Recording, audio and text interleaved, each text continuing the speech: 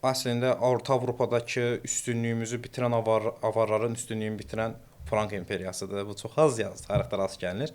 Böyük Karl. Saksonları qırıb çatır, xristianlaşdırır. Sonra birbaşa hücum edir avarlara. Slavyanlar arasında belə bir deyim var. Səni görüm avar kimi yox olasan. Avarlar birdən-birə tarix sənəsindən silinir. Nə tər Franka hücum edirsən. Birdən-birə. Və bu yetim avarlar özünü saxlaya bilmirlər. Bəli. Əsas atda. Biz onda indi hansı xalqı nəzərdə tutaq? Böyük Karl, bir Qərb Avropalılar, Alman Fransız, bir fransızdır. Alman Fransız. Alman-Fransız ittifaqı girir birdən, yəni Bizim tariximizdən avar xalqını silir. Avar xalqı geri çəkilir. İndi bir dənə bir şey deyəcəm. Avar tariximiz. Yenə qəzəblənə bilərsiniz Nizat bəy. Geri çəkirlər və Bolqarların əlinə düşürlər. Başqa türk tayfası. Yenə türk avarları yox eləyir ha.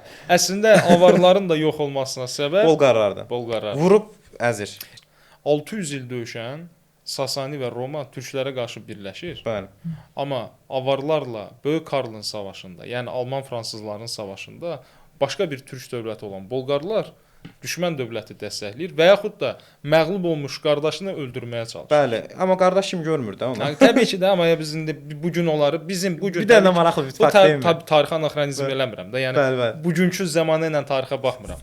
Amma ən azından məntiqi siyasi baxımdan da sən hiss eləməlisən ki, bu məğlub tərəfi dəstəkləsən, birləşsən ki, bu sənə genetik olaraq, coğrafi olaraq daha yaxındır. Qarşıda böyük bir düşmən var axı. O sabah səni də məğlub eləyəcək ki, məncə onu da məğlub edər. Çox gülməli bir fakt deyim.